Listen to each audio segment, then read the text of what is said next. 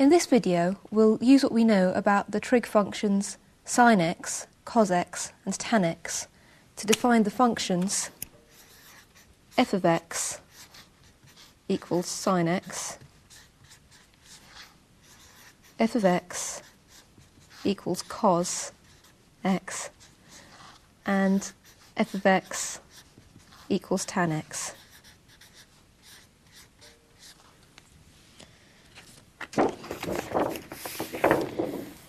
You've probably seen how to define sine x using a circle diagram, and I'll just remind you how to do that. We draw an angle and a line at x degrees from the horizontal axis. So that line there is at x degrees from the horizontal, and then sine x is the vertical axis coordinate, so it's that value there on the vertical axis.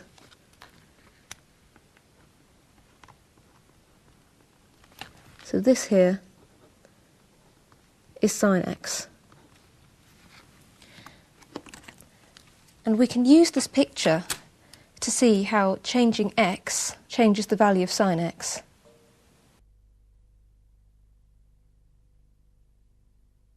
When x equals 0, sine x is 0. As we increase x up to 90, where x is measured in degrees, sine x increases up to 1.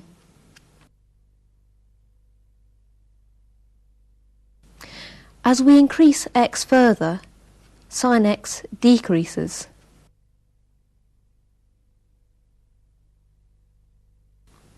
It becomes 0 when x equals 180, and then continues to decrease.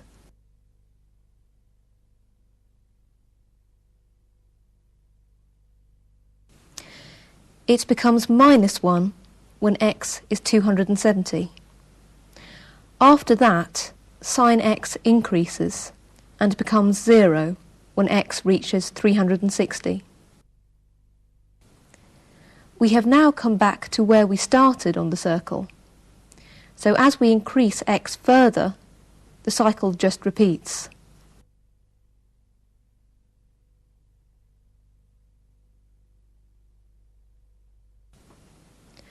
We can also use this picture to see what happens when x is less than 0.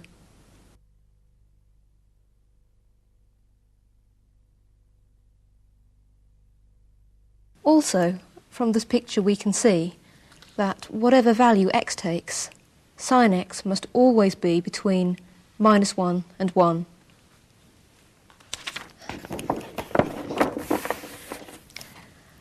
Now that we have an idea of how x and sine x are related, we can try to plot a graph of sine x. Let's work out some values for sine x first. Here I've got a table that's ready to be filled in with values for sine x. You can use your calculator to work out these values. I'll fill in the table now. We know that sine of 0 is 0. Using your calculator, you can see that sine of 45 is 0.71 to 2 decimal places. Sine of 90 is 1. Again, use your calculator to see that sine of 135 is 0.71.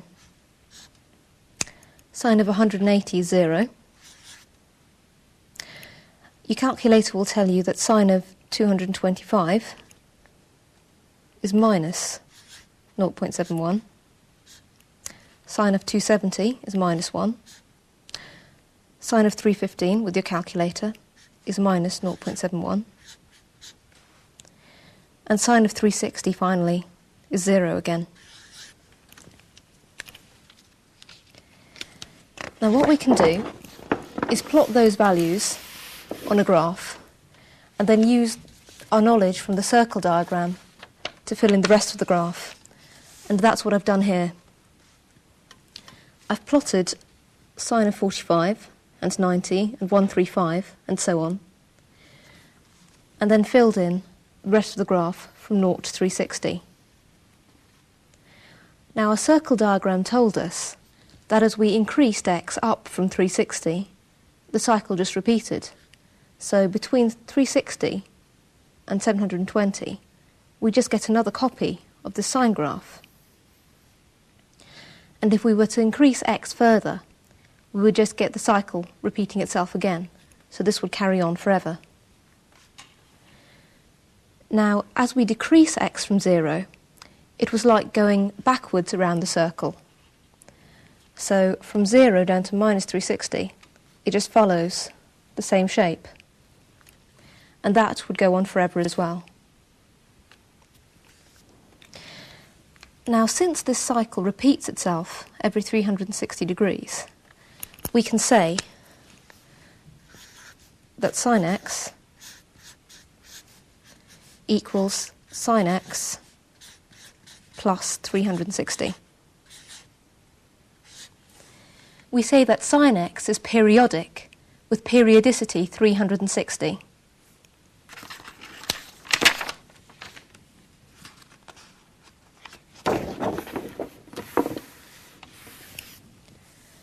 Sometimes we want to work in radians instead of degrees. Sine x in radians is very different from sine x in degrees. Here's an example. We've seen that sine of 90 degrees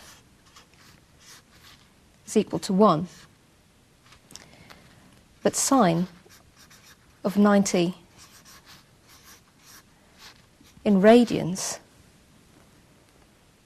is about 0.894.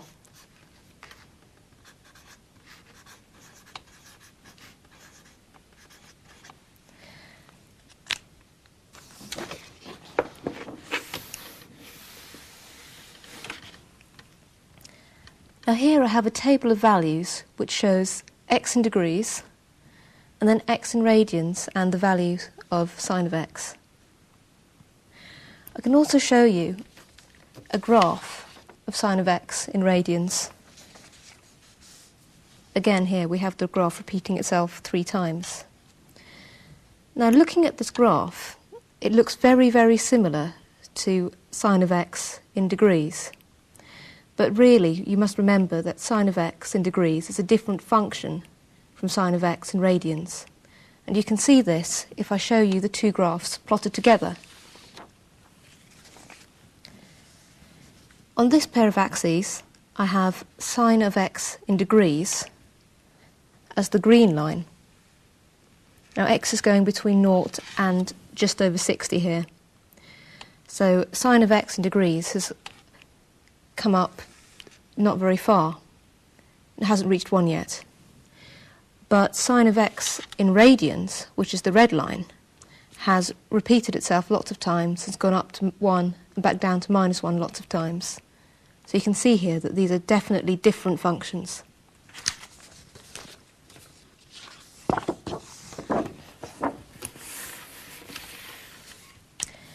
Now sometimes we want to work backwards. And what I mean by that is if we have our function f of x equals sine x, we want to define a new function called the inverse function of sine of x, which we're going to write as f of minus 1. Now what we want f of minus 1 to do is to say f of minus 1 of x is equal to y, where f of y was equal to x. So an example of this working for sine is that if sine of x is 3/4, that's the same as saying that the inverse sine of 3/4 is x. So x is the angle whose sine is 3/4. Now defining a function like this gives us a small problems, you'll see. Because here we have a graph of sine x, and there's 3/4. So if we look at this, we can see that around about down here, there's an angle whose sine is 3/4, but also over here there's an angle whose sine is 3/4. And there'll be another 2 over here, and loads more over to the far side of the graph which we can't see. So we need to restrict where we look to find the angle whose sine gives us 3/4.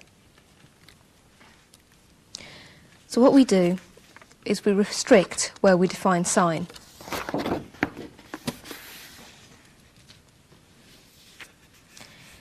We want to restrict this graph so that every sine value has only one angle giving it. And we can do that, you see, if we cut our graph down so that x goes between -90 and +90. That gives one angle for each sine value. So we say then, if we define our function as f of x equals sine x with domain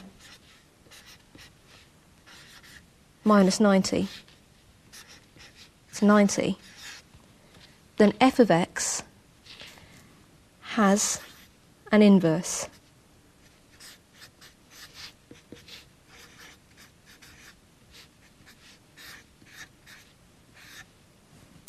You can use your calculator to work out inverse sines and later inverse cosines and inverse tangents.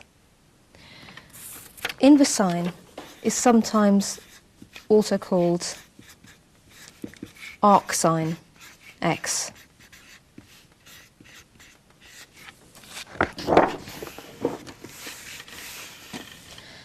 Now let's look at cosine x. Again, we can use our circle diagram to see how cosine x and x are related. Like before, we draw a line at x degrees to the horizontal,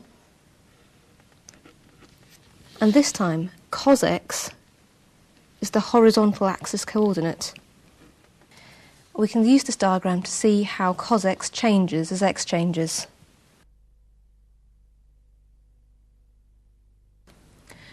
When x equals 0, cos x is 1. As x increases up to 90, cos x decreases to 0.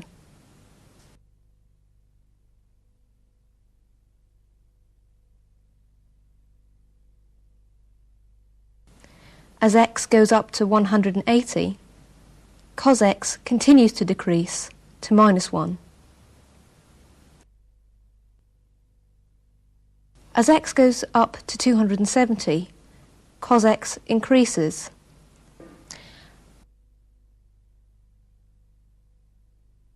As x increases to 360, cos x increases. And at x equals 360, cos x equals 1. As we increase x further, the cycle just repeats itself. We can also see what happens when x is negative.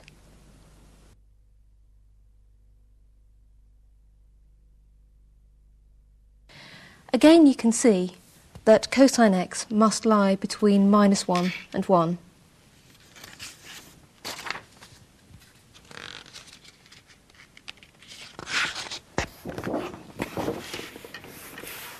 Here I've got a table already filled in with values of x and cosine x. You can use a calculator to do this. And here's a graph of cosine x that I've created by putting on the values from the table and then using my knowledge from the circle diagram to fill in the rest of the graph. Again, you can see that cosine x is periodic, and again it has periodicity 360, or 2 pi if you're working in radians. Now, like before, we'd like to define an inverse cosine. But again, we have a problem, because there is more than one angle that gives us each cosine value. Unlike before, we can't restrict our graph to minus 90, 90. And that's because there are still more than one angle giving each cosine value. And worse than that, there are some cosine values, i.e. the ones below 0, which don't have an angle at all in this range. So we need to choose a different range. A good range to choose is x between 0 and 180, because as you can see, there is only one angle giving each cosine value here, and every cosine value has an angle to give it. So we can say that if we define f of x equals cosine of x for x between 0 and 180, then f inverse, which is inverse cosine of x, exists. And inverse cosine is sometimes called r cos.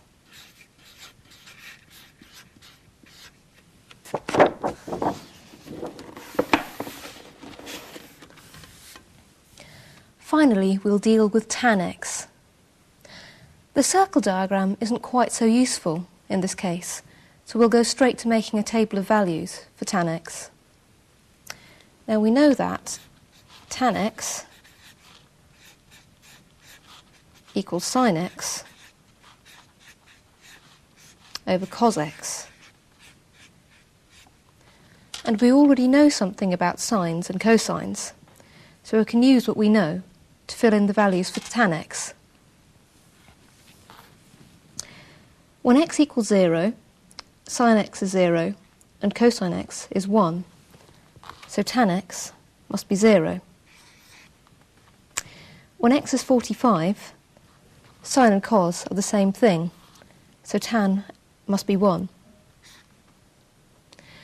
When x is 90, cos x is 0.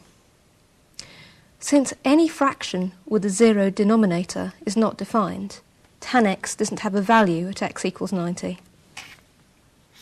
And the same thing applies when x is 270, and any other time when cos x is 0. When x is 135, sine x is 0.71, cos x is minus that, so tan x is minus 1. At x is 180, sine x is 0, cos x is minus 1, so tan x must be 0. At x is 225, sine and cos are the same thing again, so tan x is 1. At x equals 315, sine x is minus 0.71, cos x is plus 0.71, so tan x must be minus 1. And at x equals 360, sine x is 0, cos x is 1, so tan x is 0. Now that we have this table of values, we can use our identity, tan x equals sine x over cos x, to fill in the rest of the graph. I'll write the identity up here.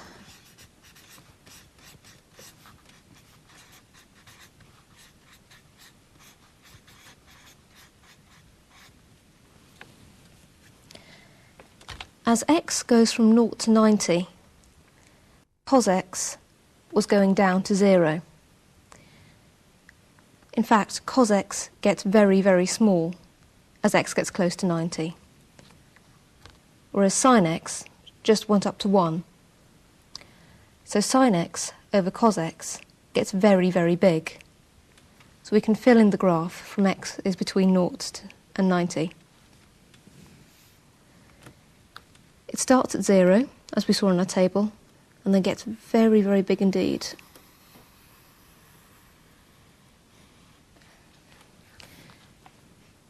When x goes between 90 and 180, sine x is at 1 and goes down to 0. Cos x is negative, but very, very small. So the size of sine x over cos x is very, very big, but because cos is negative, tan x is negative. So just after 90, tan x is right down here, and as x goes to 180, it comes up to 0.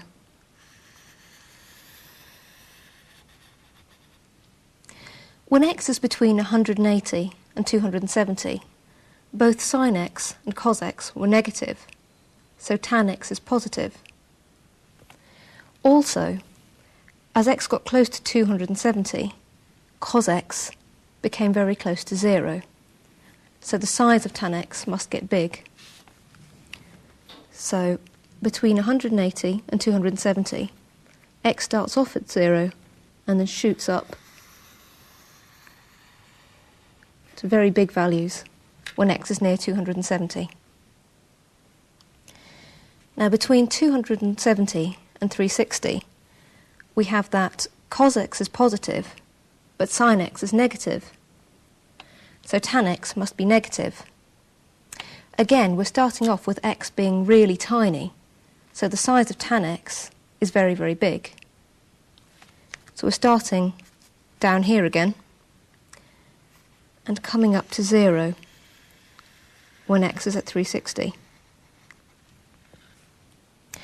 Now, since sine x and cos x repeat themselves every 360 degrees, tan x must also repeat itself every 360 degrees.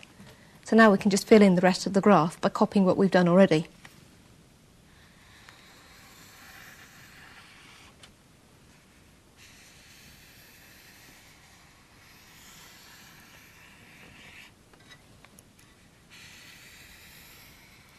We can do this for negative x too.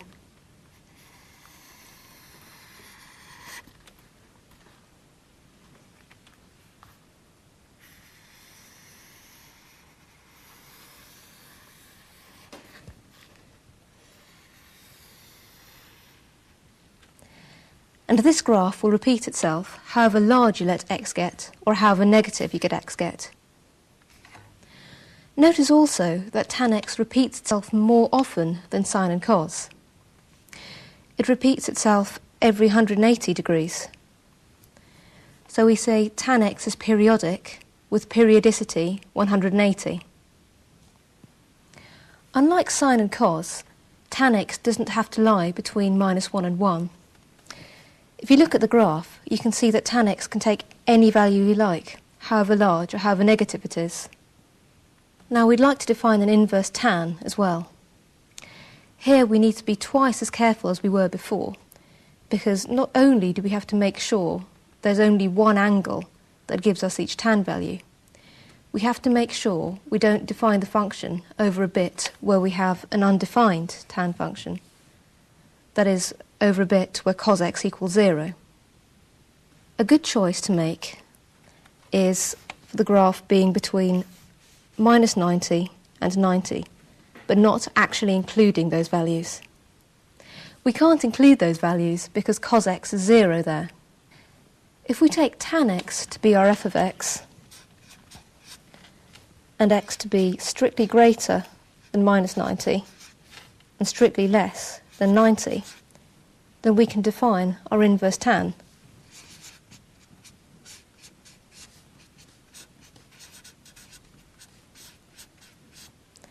And inverse tan of x is sometimes called arctan x.